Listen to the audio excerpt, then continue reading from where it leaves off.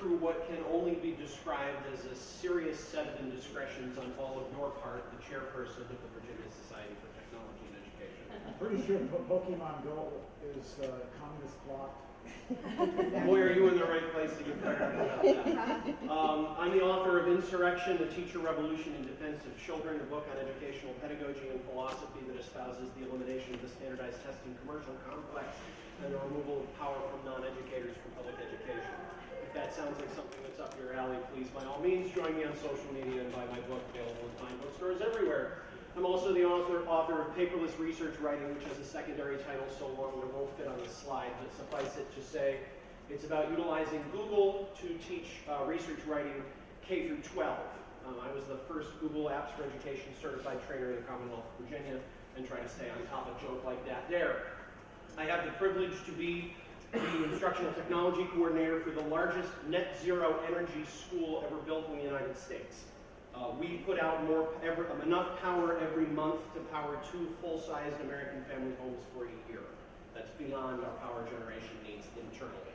It is a remarkable place. It's on track to be certified LEED Platinum, and it is the first net zero energy school on the Eastern Seaboard. So pretty cool stuff going on there. Lots of work to do. That's my social media stuff. I, like many of you, attend many sessions at these events and often forget to connect to people, so I will be utterly unannoyed if you whip out your phones and follow me on Twitter at ReevesTE. I'd be happy to follow you back. If you want to snap a picture of that school as well, just try not to break your phone. If you cannot get this within the lens frame, then your damage to your device will be lessened. Pokémon Go.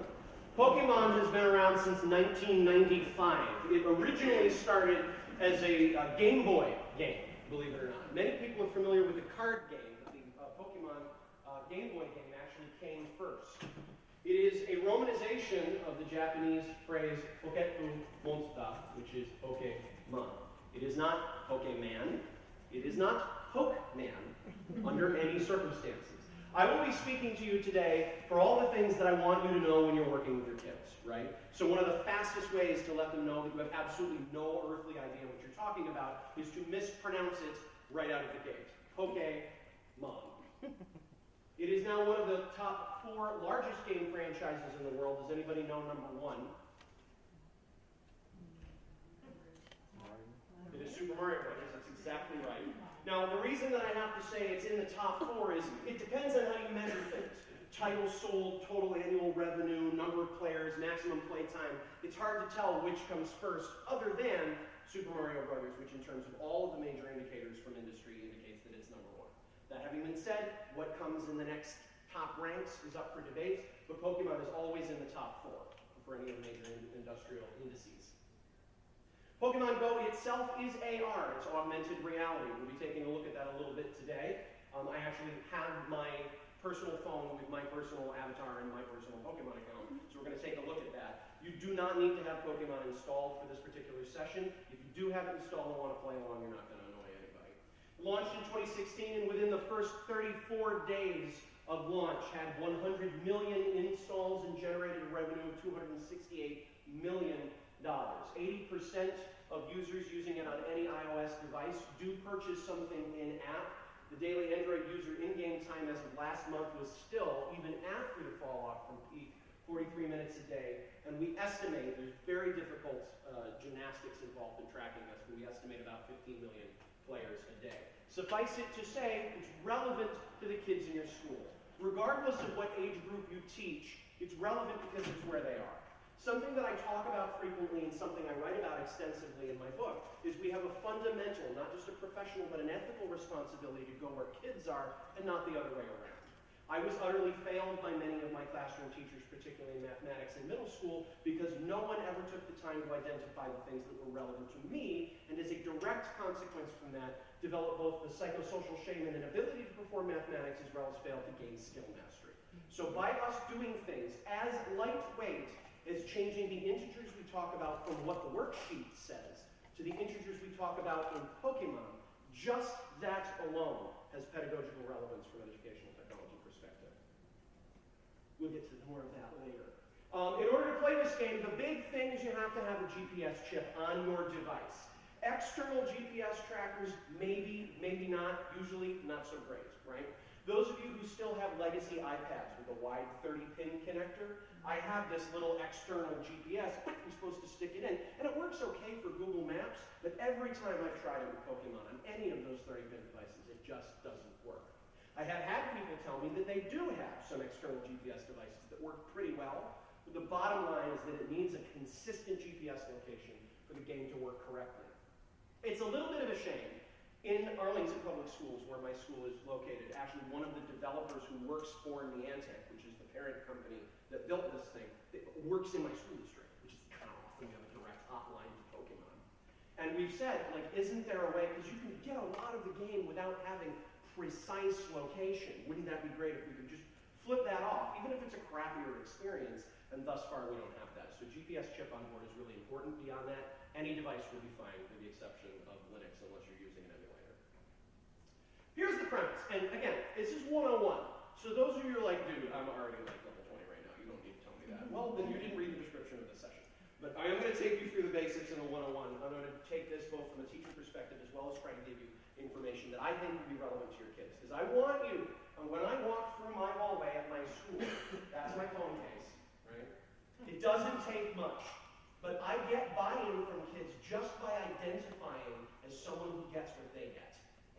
So that's why I'm going to share some things with you that will have you either laughing or throwing things at me. But I'm trying to get you to live in their relevant space. So, the overall idea, you're not a Pokemon player, you're a trainer. That's who you are when you're playing the game. The little person who walks around in the middle, you're a trainer. All right? Does anybody know the name of the famous trainer who's from the games, the television show? Ash Ketchum. Ketchum, catch 'em all, ha ha ha. But it's Ash, so remember that. So Ash is kind of like the most famous trainer. But in Pokemon Go, you assume the role of a trainer. The idea is twofold for all intents and purposes. One is navigating your actual world to interact with that world to get the things you need, okay? And a lot of players who play Pokemon Go, they spend a lot of time just doing that. Y'all can come in. It's cool. There's seats up front and everything. A Poké-Stop, not a Poke-Stop, not a Poké-Stop, a Poké-Stop. I'm going to keep saying it until y'all get it. You go to a Poké-Stop, it's an actual geographic location in the world. Now, how were these selected? Niantic created a game for adults that was called Ingress. Some of you may have played Ingress. They crowdsourced major geographical locations around the world in different communities. Museums, community centers, churches were very popular because they have big parking lots and nobody yells at kids hanging out on the front steps of church, at least not usually. And so these different geographic locations and the historic markers or facts about them were fed into a database. Well, that exact same database was the basis for the Pokemon Poké system as well as the gyms, right? So all of these pieces of information in terms of geographic location, the company already had. You go to a Poké-Stop, and I'm going to show you all of this, so if you're like, what are you talking about? I'm going to show you. There's a small disc in the center of the screen when you walk up to it, you poke it, and it comes up and it shows you a picture. So if you're not sure, you're like, I know I'm here somewhere. Oh, there it is, that's the Poké-Stop, right? It gives you a description about it. It's usually, if it's a historic marker, it'll be the text right off of it. But if it's about the building, sometimes there's a little blurb, right? And from going to the Poké-Stop, which you have to physically go to, it's not like, oh, I'm going to zoom in over here a mile away. No, you got to get your bum up and move that mile to the Poké-Stop. This is where the whole phys ed element comes in that we'll be talking about quite a bit. Once you're there, you get stuff. You get all sorts of stuff. We're going to look at the stuff you get. The most important thing you get from a Poké-Stop is experience. You get 500 experience points, which in the gaming universe is usually abbreviated XP, experience points. You get 500 XP for walking up to a Poké-Stop. Once you have activated a Poké-Stop, it's dead for 5 minutes, right? But if you stood there for 5 minutes, you get it again, and get it again, and get it again, which in Falls Church happens a lot when you have a little farm that has 3 Poké-Stops right next to each other. The kids will sit on the porch and just wait. Every 5 minutes, they'll get some more points. Good way to get experience. No harm, no foul, no big deal, right? In addition to getting experience, the most important item that you get is a Pokéball. We're going to talk extensively about Pokéballs in just a second. The Pokéball is the quote-unquote ammunition for the game. It's the thing that you have to have in your supply. The backstory idea, and you'll see this on all the avatars, the trainer, if you zoom in and look at him, he has a backpack on. say they have a backpack on. So the individual, the avatar, has a backpack on, and the Pokeballs go in the Pokeball backpack, right? So it's not a gun, it's not a weapon, it's a device, and we're going to talk about what that device does. Some of the items you get, potions specifically, improve the health of your damaged Pokemon, and then there are these little salt crystal things that can wake them back up if they fall asleep, okay? All of these are located at real-world landmarks, and when you look at the map, you will see a basic, it's rudimentary, but a three-dimensionally rendered area around you. It shows you the world. When I pull up Pokemon in just a second on my phone, you will see the outline of the actual Virginia Beach Convention Center. It shows you the actual world you're in. This is not a fictional world, it's actually our world, right? Once you click on the little Pokestop, it spins around, it spits out the items that you want, you get 500 points, and it's dead for 5 minutes. So the idea is that you go do something else, and the next time you're there, you can get it again. That's the basic premise of a Pokestop, right? We use these Pokeballs, these ammunition, if you will, these devices, to catch Pokemon in the wild. Pokemon are the actual pocket monsters, right? And they're not all pocket-sized, it's just after you capture them, you fit in the pocket. How, you may ask? I'm going to describe it to you ad nauseum. The way that you collect a Pokemon, you discover them in the wild, you walk up to it, it will show the little Pokemon on the screen, you click on them, and then it's a battle to catch him, right? And you throw the Pokeball at him, and if you are successful in capturing the Pokemon into the Pokeball, you pick up said Pokeball with Pokemon in it, and you stick it in your pocket, hence pocket monster, right? That's the idea.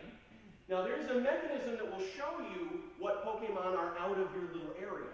But we're going to look at in the game, there's a little glowing ring around your avatar. And as you move, you'll see the avatar walk, even though he stays in the middle of the screen, and the world kind of moves around you. So it shows you where you are. It's like when you're centered on the GPS device, on your maps, right?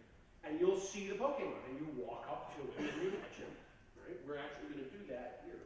There are some items that will help bring Pokemon to you. There are lures, which you attach to a Pokestop, which makes the Pokestop more attractive to the little Pokemon, and they show up more frequently. And there are incense items, where you basically attach it to yourself, and wherever you go, Pokemon come to you. This is an important distinction because there's a special feature of incense that you should know about that often your kids don't, and by teaching them that, you will be the coolest person ever. It is speed limited to prevent playing in cars, kind of, because all you have to do is push the button that says, I'm not driving, and then it goes back to the game. But the idea is that it's given us some more scaffolding opportunities to talk about safety, and we are going to talk about safety during the course of the presentation. Any of you who like me may lose that description in just a moment. Out in the world, there are these apricorn trees. You see at the top a wild apricorn. The apricorn is a nut-like fruit that grows on the ever-so-rare apricorn tree.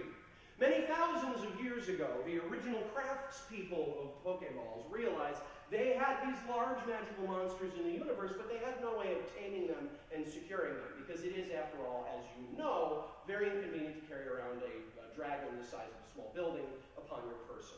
So we needed a more convenient way to carry around the creatures and animals that we wanted to work with and train to serve us in the wild. So the original masters would take the extraordinarily high-quality apricorn and hollow it out. Using physical mechanisms like springs and latches, they would create a half-shell sort of option so that when you threw this device upon impact, it would open, and then the thing that I'm about to describe would happen.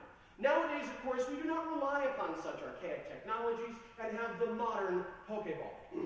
Pokeballs are manufactured in high-quality manufacturing plants, and you can see on the interior of the one on the right, which I have opened for you to demonstrate, it uses a complex holographic matrix. It is a light-gathering mechanism, because as we all know, Pokemon are primarily made of photons, as opposed to the matter that most of us are made out of. When you capture a Pokemon, the Pokeball opens. This is the button to activate it, right? You throw the Pokeball at the Pokemon. Once it is proximal to the Pokemon, it has a sensing device. It senses it has reached the Pokemon, and it opens. It then emits a large field to collect the monster, regardless of size. And anybody who knows anything about science knows that the basic law of the conservation of matter and energy does not allow the Pokemon to be destroyed. Instead, he is simply miniaturized. And the Pokemon is then captured inside the Pokeball. Now, it is important to understand why there are mirrors on the inside, because Pokemon are extraordinarily easily bored. So as a consequence, they need to be tamed by seeing the reflection of their own image. On the interior of the Pokeball, they eventually settle down into what we would describe adequately as a dormant state. From inside the Pokeball, however, they can immediately be reactivated by taking a loaded Pokeball with a Pokemon in it and throwing it out into the field, at which point it will open, immediately restoring the Pokemon to its full size. Is everybody ready to use their marbles yet? But shouldn't you know that? How many kids don't? But think about, it's a silly story. Think about the number of things that we just talked about. Science and STEM and engineering and reconstructing things out of raw materials, trying to understand, no kidding, the laws of conservation of matter and energy. How can big things fit inside small things? Is that realistically possible? What is the difference between fiction and nonfiction? What mathematics might be involved in trying to figure out how to divide a sphere in half? By knowing these stories, you provide yourself with authentic contexts and opportunities to teach your kids. That's why I'm boring you to tears with this stuff. Right? You can also get Poke eggs, because as we all know, all Pokemon hatch from eggs, all of them, regardless. And that tells us something about the kind of animals Pokemon can and cannot be, regardless of their appearance. Thank you, science teachers. You get eggs. Once you have an egg upon your person, you can only have 9 eggs at any given time. And the only way to hatch an egg is to incubate it and walk it around. They like to be snuggled. So you put the egg into the incubator. Every player initially gets one unlimited use incubator that they can use as much as they want, but you can also get, and of course, purchase for real world money, incubators to help hatch your eggs. Eggs come in 3 varieties, 2 kilometer, 5 kilometer, and 10 kilometer. Unsurprisingly, the reason that they are named that is that's how far you have to physically move before they'll hatch. Moving at high speeds does not count. Once the GPS tracker determines that you are moving faster than a pretty slow walk, it no longer contributes your mileage moved to the hatching of the eggs. That having been said, the 2 methods that I have had reported to me by my students that work to cheat this system are to use a very wide rotating fan on the ceiling. You set the device on one of the blades and set it on very slow.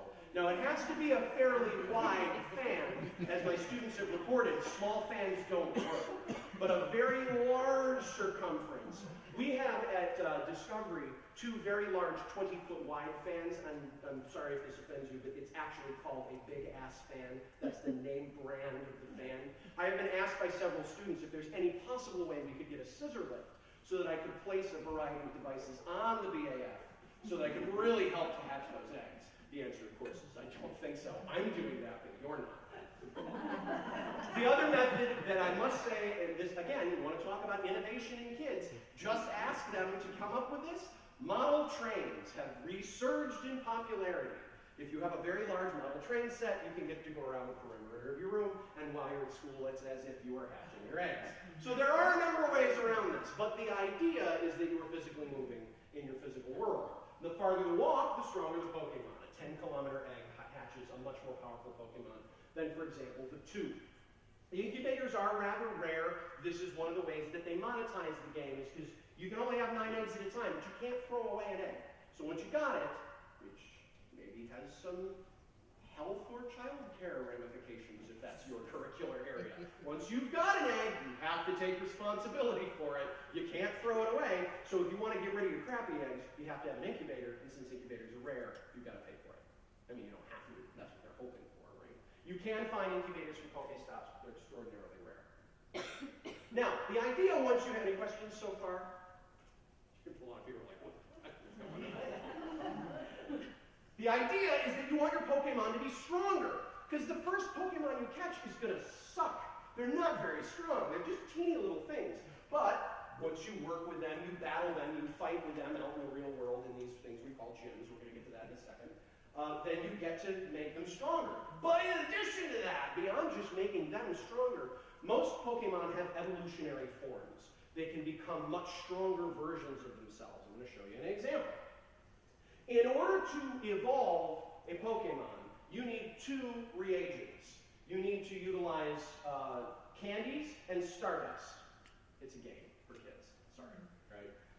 Candies are obtained either by catching Pokemon. When you catch them, they usually have the candies that they prefer to eat lying around. It was as if you saw a squirrel and he had some nuts. So if you see a Pidgey, he probably has a few Pidgey candies lying around. You would, of course, gather them because waste not, want not, you need those. Stardust is obtained also by catching, but also through hatching eggs, and over time, if you're defending the gym, you'll get bonus. I'm going to talk about all this when I actually show you the game. Some Pokemon do not have evolutionary forms. Kids will figure that out. But these are, again, some authentic contexts that you can use. It takes a certain number of candy and a certain amount of Stardust to evolve a given Pokemon. Right there, multivariable algebra. The only way to understand how many candies you need or how much Stardust you need is to do the math. I mean, you could just button mash until you get it, but what an outstanding opportunity to contextualize things that often operate in a vacuum. I had to teach the distributive property of mathematics to a group of 5th graders recently because that was one of my assignments, and we used the numbers from Pokemon to use this to analyze candy counts and Stardust counts rather than just using numbers in a vacuum. All I had to do was pretend the number meant candy, and I immediately had buy-in. And we had an extraordinary, a much higher rate of improvement as compared to the groups who weren't involved in Pokemon. Okay? I'll give you an example. This is one of the most common of the Pokemon that you will see out in the world. It's a Pidgey. It's annoying. They're everywhere. They're usually not very good, but that's the way it goes. So you will sometimes hear people refer to these Pokemon as trash Pokemon, that you are going to collect the trash. That's one of them. The Pidgey evolves into the Pidgeotto. If you use the correct number of candies and the correct amount of Stardust, you can evolve it into a Pidgeotto. And when you evolve a Pokemon, it doubles in strength. I will show you this momentarily. You would again get a doubling from the Pidgeotto to the Pidgeot. Again, you have an opportunity to talk about mathematics when it comes to exponents and multiplication.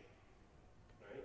One of my favorite aspects of this, to take a moment, because I said the word fight for the first time just a moment ago. In Pokemon, there is no blood. There is no gore. You do not actually physically contact the animal with anything. You don't see it get smacked in the face with the Pokemon and have bruises and things like that. The trainer, which is your child, your student, cannot die, and a Pokemon cannot die. There is no death, there is no blood, there is no gore, there is no violence. It is designed to be child-friendly. And those of you who know any of my work with the virtual environments PLN, there are ongoing debates about what environments are appropriate for children, or what if my kids see something that they shouldn't. The only things that you're going to see in Pokemon are going to be PG rated. They're very, very, very safe. Indeed, your Pokemon cannot be killed even after it is fully defeated at a gym. It just faints. Like, oh, I can't take it anymore, and that's it. But it is not destroyed. It is not lost. You just revive it. The only time children lose a Pokemon out of their inventory is when they choose to end their relationship with that creature. So as a consequence, you don't have the I lost my plushie, I lost my favorite card. Kids will bond with some of these Pokemon, but the only time they leave the inventory is when they make the decision to do so, which is extraordinarily healthy from a psychosocial perspective. Every time you capture a new Pokemon, it expands your library of Pokemon, which we refer to as the Pokédex. That would be a portmanteau of Pokemon and Rolodex. You have a limited amount of space, but of course, you can expand the size of your inventory yet again by spending real-world money. That having been said, you don't have to spend any real-world money to play Pokemon. I admit I have. I've spent some of my real-world money because I wanted to get started early that summer when it was first released, so that I was way ahead of my kids when they came into school. So it was totally worth it. But you can play this game without any expense. It's important to note that, right? That's something from an ethical perspective that we always have to consider in educational technology. Now, gyms. Gyms aren't having two Pokemon fight to the death. The idea of a gym is it's basically king of the castle, right? I'm a Pokemon and I have 100 combat points. That's CP, that's how strong they are, right? And here's my Pokemon. And the next guy comes along and he's like, my Pokemon's stronger than that. So they have a little fight at the gym and the two Pokemon do their little thing to fight. And then one of them goes, oh, I can't take it anymore, and faints. And the guy picks him up and snuggles him and takes him back. He's not dead. He just has 0 combat points. So you can use one of those little salts. You revive him. You make him better with the potion, and now he's happy and he can fight again. No big deal. He's not destroyed. But the stronger Pokemon who won, now he's king of the castle now. That's it. It's not like something that's destroyed, something that's lost. Now, even if 2 guys are on the same team, even if 2 players are on the same team, I have 300 combat points, and I'm the king of the castle. The next one comes along and goes, yeah, but I think I'm stronger, even if you're on the same team. They have themselves a little sparring match, and whoever is the stronger one ends up the top of the gym. And so forth goes the gym.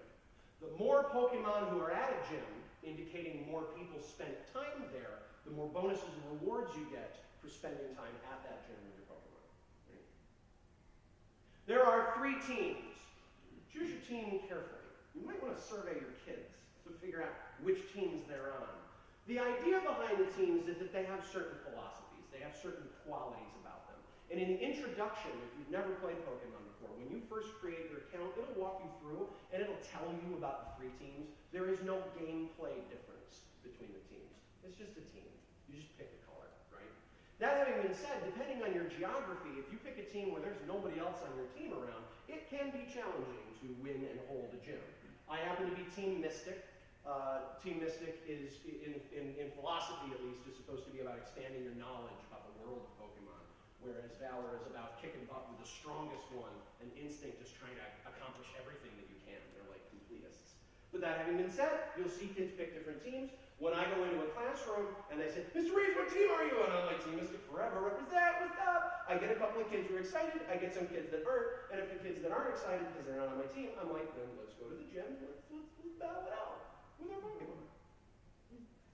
Anyone can catch any of the Pokemon that are seen in the wild. This is another psychosocial benefit of a platform like this. If a Pidgey appears in the center of the room right now, every single one of you has your own Pidgey. You see it in the same place. But when you try to catch it, right, that's just you and that Pidgey. But it has no impact and no relationship to anybody else trying to catch that Pidgey. So I can play the game, and y'all can play the game, and there's no punishment, there's no limit. It's not like when I catch him, you can't catch him. Everybody gets a chance. It tries to be really fair, okay?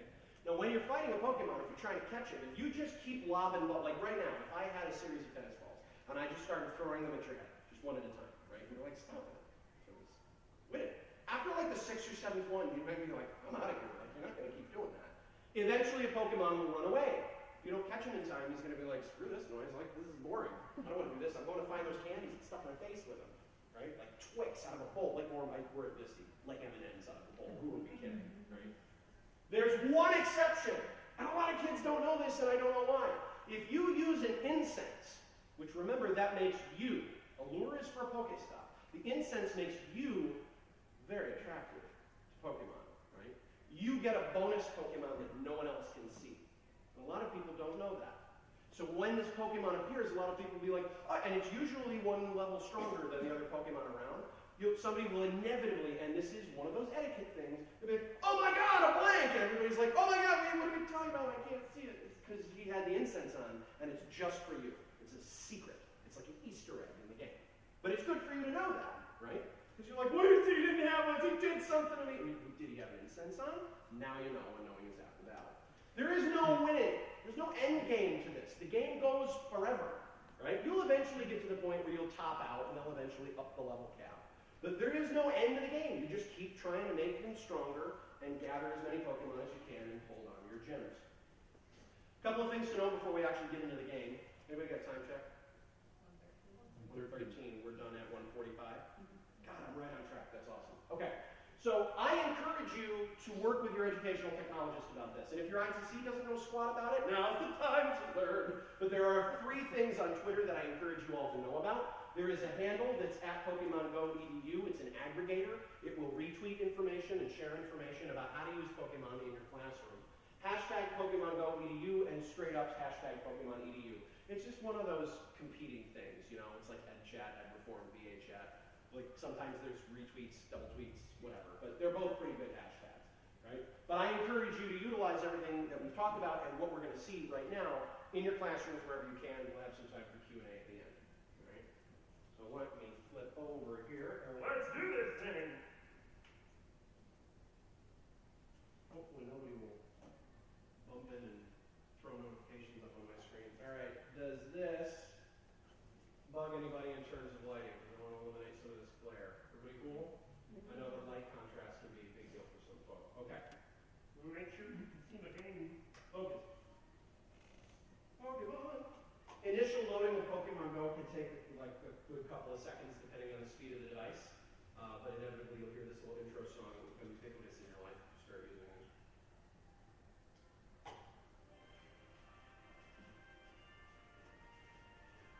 They've started adding additional safety and caution messages at the beginning of this for the little cartoon. They're good things to remind kids of. Don't walk out in the middle of traffic. Don't climb over fences. Don't go places you shouldn't go where you might get hurt. All right, come on. Do I have good bars? I'm going to get off Wi-Fi and I'll just use data. Thanks, Arlington. There we go. Now that is something that I often mention. If you have kids who are using personal devices, Pokémon is a data devourer. It remains constantly connected to the servers, so you might want to talk to kids about that. You've got to be careful of your data plan. It does work on Wi-Fi, but if your Wi-Fi gets really saturated, it can be a problem. All right, so here we go. This is me in the world. Pinch and zoom. You'll see this is the Virginia Beach Convention Center. You can see over on that side, you've got the Tower Boardroom. Here's the dolphin down on the way out. That's one of the Pokestops. And you'll see here, here's my avatar. Turn my sound down a little bit. This is me, and I'm walking around with one of my little buddies. This is an evolved EV who is a Jolteon. I named him AC/DC EV, which I think is hilarious. That's pretty good, right? That's pretty good. That's my dude. I walk around in that particular format. I'm currently level 23. You see a progress bar at the bottom. And those of you who are into micro-credentialing will appreciate the number of badges that you have. Again, there is no end game. You just keep trying to better yourself. Kids will stay motivated in this till the cows come home. Some of these I haven't unlocked yet. Some of them I have. Get back out of the X. The navigation is really very simple. To access your avatar, you click over on the avatar at the bottom. Right? You click on the Pokeball to get to the main menu. You'll see a number of settings in the upper right-hand corner. You can turn off a number of these things to try to improve the performance based on the device. If you have kids who are really grinding along, or kids that are sailing through their battery, they have changed some options in programming of the game to try to make the experience smoother for everybody. Okay? You can do some modifications to your particular account. Once again, I'll click here. Here's the Pokédex. This is a record of all the Pokemon that you have caught. If you go ahead and click on Bulbasaur, for example, it will give you a variety of statistics. How many have you seen? How many have you caught? One of mine got away once upon a time. You've got weight and height indications. Again, decimal-based, authentic issues that you can use when it comes to instruction, right? Is to record the weight of your top 5 Pokemon and balance these scales as closely as possible. What is the difference between side A and side B? What kind of Pokemon might you need to further balance the scale? These are things we're going to do anyway in elementary school, but by contextualizing it authentically, I get more buy-in, right? The type matters a lot. There's a misperception in the world of Pokemon that CP, their number of combat points, which I'm going to show you in some of my Pokemon in a minute, is the determining factor in victory, and that is not the case. There is strategy in Pokemon combat, but additionally, using the correct type is important. There's a whole theory, it's like the color wheel, if you're familiar with visual arts, that certain colors are opposite each other on the wheel. Types of Pokemon exist in the same condition. A fire-type Pokemon's opposite is a water-type Pokemon. So a fire-type Pokemon is more susceptible to damage from a water type. If you use a type of Pokemon against a fire Pokemon, then a fire Pokemon's like, I don't give a crap about that. Shoot all your electricity bolts at me, Jolteon, I don't care. It doesn't hurt them as much. So understanding the relationship between different families and classifications of Pokemon improves your abilities as a trainer. Again, this is the kind of thing, the other day I needed an authentic writing prompt, and I was like, talk about your favorite type of Pokemon and why you feel that's the most appropriate type to use in the wild. Be specific to talk about their class, right, whether they're type. I got like paragraphs of stuff from kids who normally just sit in the back and do nothing, right? You'll also notice at the bottom a record of their evolutionary changes. The Bulbasaur evolves into an Ivysaur, the Ivysaur evolves into whatever that thing is yet. You'll notice that I haven't done that yet. So it gives me the silhouette as a teaser, but I actually don't know that particular type in my Pokédex. Click the X to get out. I'll go back to the main menu again. Again, the Pokeball at the bottom is the thing to do, right? You can go to the shop. Now, Pokecoins are the currency that you gather either in-world through holding onto a gem, or most frequently, people get it through using real-world money. You pay USD or whatever your national currency is, and it translates into Pokecoins, which you can then use to buy things. I generally don't just ignore this area with kids because I don't want to get into differentiating between kids who have money and kids who don't, kids who parents will trust them with purchases and kids who won't. So I kind of stay out of there, but that's what that is. Here are my Pokemon. This is my collection of my little Pokemon. You'll see there's a slider at the top. I have a list of Pokemon on the left. That's the number I have versus my maximum capacity. You can up your capacity by paying Pokecoins / real money. Eggs currently 9 out of 9. I've maxed out. If I don't have any incubators, I'm stuck with those eggs until I walk around enough and hatch one of them, right? You do have the ability to rename them, which I have quite absurdly done, so I apologize for some of the names. But that's just, you'll notice that with the Tang, it's a Tangela, it's a Tangle, so I named it K-12 policy. That was appropriate. Let's get in and take a look at a display of information about a Pokemon. This is a water-type Pokemon. In this particular case, he has a CP, a combat points value of 2,140, which ain't bad. It's not amazing, but it ain't bad. You add a star in the upper right if you want to mark him as a favorite. It's just like starring something in Google, just to remind you that he's there. Okay. I don't know what she's going to say. Did I turn her? I see. I turned out Do Not Disturb. I really did. Can I cover that? Okay. So if any of my friends say anything inappropriate, I expect not to be held responsible for that. She's really ticked off about something with the campaign right now, and I don't know what. I've just been ignoring those messages. My socio-political views as represented while wearing this badge do not necessarily represent anything. Oh, this is going to be really interesting. This is what. No.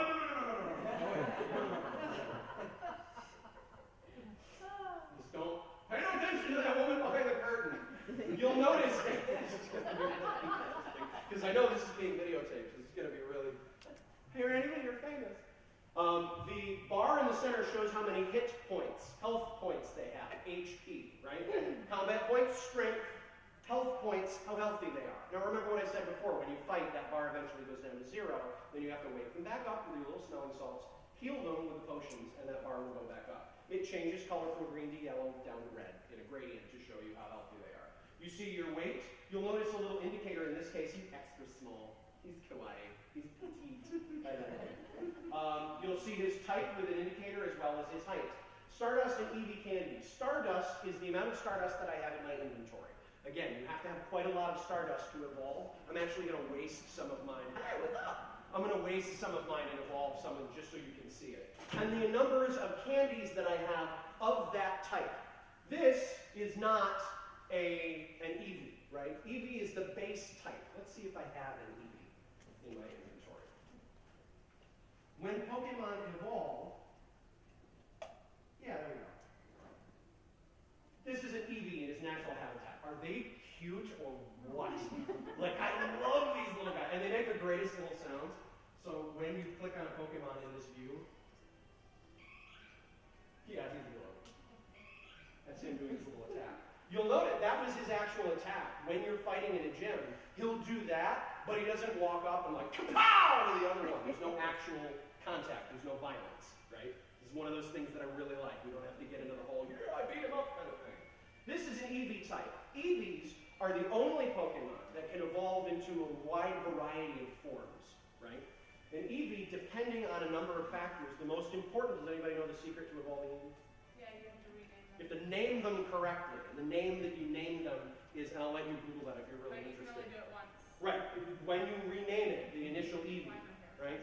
Once you do that, then it will determine the type that he evolves into. If you don't name him one of the secret names, then you're out of luck, right? Then it'll be a random type. But the Eevee, you'll see the Eevee candy at the bottom, whoops, can evolve into a variety of different forms. Mermew came from an Eevee, as did Floof. Yes, I named it Floof, don't judge me, right? But these two different Pokemon evolved from, as did ACDC Eevee, evolved from an Eevee, right? So the type of candy that you need to evolve a Pokemon is its root form. So let's do one. I'll just pick a random crap one. Go all the way to the bottom of my crappy ones. All right, so here's over top. you will see just tons of these out in the world. They're horrible, they're everywhere. Notice, there's a bar across the top. It's like a meter, it's like a speedometer. This shows you its current level of strength compared to how strong it can be. Catching a Pokemon that is stronger naturally will eventually be able to grow into a stronger Pokemon than one who started off with, shall we say, lousy genetics, right? So this Rattata, 10 is the lowest CP you can have. So this Pokemon sucks. There's no hammer in it, right? I have no use for this Pokemon at this point. So I'm not going to fight it in a gym, and I'm not going to waste any time getting it stronger. So by evolving a Pokemon, you also get experience as well as resulting candies. So I'm going to evolve this Pokemon so I can get the experience, even though he's not that, like, who cares, right? I'm never going to use this crappy little guy. But by evolving him, I get more experience points, and that's how you level up. So, I have two options here. I could power up my Rattata. Well, I don't want to do that. That's a waste, right? I don't want to do that. It would cost me 200 of my Stardust, which is pretty rare, and one Rattata candy. It's not necessarily that expensive in terms of candy, but why would I power up something I'm not going to keep? If that makes sense. So instead, I'm going to evolve. Notice the cost of evolution is much, much higher. That's because it gives you a ton of experience points, right? And it can lead to very powerful Pokemon. So I'm going to waste in this second. I'm going to evolve my dumb little Rattata. As a demonstration to you, this is how much I love this thing. Come on, network.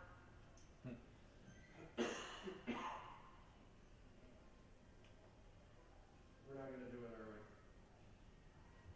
Okay. Well, we'll circle back to that. All right, anyway, once you evolve them, there's this really elaborate animation, and they transform into their second form, and then you get the reports on the new statistics. So a Rattata would have evolved into a Eradicate. Do I have? Yeah. Now, when you evolve a Pokemon, it doubles in CP, right? So this rat thing came from a much stronger original Pokemon than 10, as you can tell. You'll notice the meter in this particular case isn't maxed out. I do have the ability to power him up, but notice how expensive it is. I can only do so many power-ups. Again, an authentic context question. Given the fact that you have 3,000 of these and 3 of these, 74 in your inventory and 21, how many times could I evolve? It's a math equation that you could easily solve, right? So let's catch one. I click on it. Now, you'll notice in the upper right-hand corner there's a switch for augmented reality. I'm going to turn that on. And now if I pick it up, I'm looking at the real world through my device. Right? The arrows on the side show me where the Pokemon is located, so I physically have to turn it. He's over here. I don't know if you can see this or not. He's kind of hanging out. So I take the Pokeball, I put my finger on it, and I throw it into the world. The effort is to throw it in an arc so it hits the Pokeball. Let me see if I can do this. I'm going to turn augmented reality back off. Augmented reality is terrific and a ton of fun, but in this particular case, it's impractical. I'm in a situation where it's not practical. So by turning AR off, I just see a generic background, and I'll be able to show you the actual combat. It also saves a ton of battery. I take my Pokeball. You'll notice there's a moving colored ring. The colored ring changes color based on how hard it's going to be to catch this particular Pokemon. Green, very easy. Red, very little chance you're going to be successful in catching this particular Pokemon. This Pokemon has a CP of 10. I'm level 24, so this should not be difficult for me. You notice that the Pokeball split in half and opened. After you catch a Pokemon, once, twice, 3 times, it will try to escape the confines of the holographic matrix on the inside of the Pokeball. So even after you successfully throw the Pokeball to hit it, it has 3 chances to get out. The more powerful the Pokemon, as compared to your level, the more likely it will be to escape. Remember that it has to be lulled into a sense of dormancy before it's going to stay still. I get 100 Stardust as a bonus for capturing. I pick up 3 of the candy of that particular type, and I get Pokemon. I also get my 100 experience points. He goes into my inventory, and now I have some information about him. Right? He's a flying type, so he's more different. If you have another flying type, that can be advantageous. Right? And you'll notice that he's a crappy little guy, starts off at 10. Now, you'll notice, after I catch that, there's no more Pokemon around. I've got the Pokestop down here. So if I were playing the game, I'd be like, well, there's no more Pokemon around here. You can see there's a radiating ring around me. It's like a radar. That's your sphere of influence. You can't see a Pokemon unless you get that close to it. And you'll notice, from here over to the dolphin down at the end of the downstairs hallway, it's a pretty big ring. It moves around quite a bit. So it'll show you where they are in that surrounding area. Since there are no Pokemon around at the moment, I'm going to need to physically relocate myself in order to try to find a Pokemon out in the wild. Go towards a Pokestop, interact with that, try to gather some things.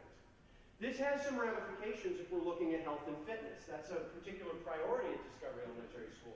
We're applying to be a National Green Ribbon School, and having meaningful health and wellness programs is important. So starting a morning Pokemon club, where you have a responsible adult who can take children around the environment and go around the block to the 3 stops around the school, has been a really good way to generate interest from students who might not otherwise have participated in something that involves health and physical fitness. Right? Beyond that, these individual Pokestops are often in a community and the kids don't even know they're there. I'm going to tell you a brief anecdote that I just think really underscores how valuable this can be outside the classroom in addition to being inside. There's a small farm that was built in 1854 in Falls Church, Virginia, and it's been deeded over to the municipality, and it's now kept up as a museum. A lot of the kids never go there because it's like old sewing machines and candles and farm life, and it's one of those things that, like, when you're a kid, like, you went to if the school made you go, but a lot of kids don't hang out there. So the people who run the museum realized that these massive flocks of children were coming to hang out on the porch of this old farmhouse, because there was a triangle of 3 Pokestops around the outside of the farmhouse. And sitting on the porch was a perfect geographic location to interact. Now, you've probably read some things about this here and there. There are businesses who are like, keep them out! And the Holocaust Museum lost its nut because kids were playing the game on the inside because they weren't particularly engaged in the topic, or there was a Pokestop out front. For whatever reason, they were having a real trouble with it. But I complimented the museum manager when I saw her do this. Every time she'd see a group of kids, she'd ask them if they needed anything to drink, if they needed to use the bathroom, and when they were done playing, or if they wanted to kill 5 minutes while waiting for the Pokestops to come back, would you like to come in and see what we have? And engage the kids in this thing in their community that they wouldn't have been otherwise engaged in. Now, yes, it might put a couple of older folk off who are frustrated by a group of children playing a video game on the front steps of the museum, but the museum person said, I'm getting foot traffic I never would have gotten otherwise. I think it's a valuable opportunity. So one of the things I look for when we talk about taking kids out into authentic experiences in the real world is I look up real quick to see if where we're taking them has a Pokestop. If it does, I'm going to find a way to connect playing the game back to the curricular content. It doesn't have to be one of these transformative, I'm never going to forget educational experiences. It's the aggregate count of the number of little instances of frequency with which you can engage your children in a relevant context. All right, when we get through everything, items, one last one. Well, let's do the gym. I'm going to twist and show you. I was down here for the, All the way. I was down here for the prep session that we had. There's a glare right where it is. There we go. We come down, both the conference committee and the board of directors, to like set all this stuff up and talk about it for the conference. We do that in September. So I had some time to kill because the conference committee was really, really busy. So I went over to this gym. This is a veterans park right across the street from the facility where we are right now. It's a gym. You'll notice that it has a very special icon. It doesn't look like this little cube that turns into a disc. That's the Pokestop. The Poke Gym, which unfortunately, I'd love to be able to show you this in detail, but A, for time, we're not going to do it right now, and B, it's too far away. You have to be physically proximal to it. But the gym is where you have Pokemon versus Pokemon combat, right? Where you would take one of your Pokemon and you say, I want to try to hold on to this gym. The taller the gym, the more powerful it is, right? That indicates that there's some really strong Pokemon hanging out there. So I'm going to click on it and zoom in, even though I can't really do anything with it, because it's too far away. Yoink. So this Pokemon this Poke Gym is currently level 2, right? And I can scroll through to see who's here. Right? This being level, I've got nobody else. He's level 26, you can kind of see it. Sorry for the contrast of the image. The Pokemon that he's using is a Gyarados, who has a CP of 2525. Now you recall, my most powerful Pokemon is clocking in around 21 and a half. About 2150 or something like that. That's Murmew. The likelihood of Murmew, who is a water type, to beat Gyarados, who's also a water type. So all things are equal in terms of type. There's no type-based advantage. He's 400 combat points more powerful than I am. I'm not going to be able to thump this dude. It's very unlikely. However, one of the advantages of fighting in a Poke Gym is that you're using all of your Pokemon. You can use a bunch of them, right? I think it's 9 that you can use, so you can line them up. 6. They'll get thumped, don't get me wrong, but I can wear him down. And as I eventually wear him down, I might be able to take it over. Now, you remember I said I was Team Mystic. Anybody remember what color that is? Blue. So I'm part of the blue team. This is a red team trainer, right? Mom Nate's Tristan. I don't know who Nate Tristan is, but if he's your kid, good job, Mom. Right?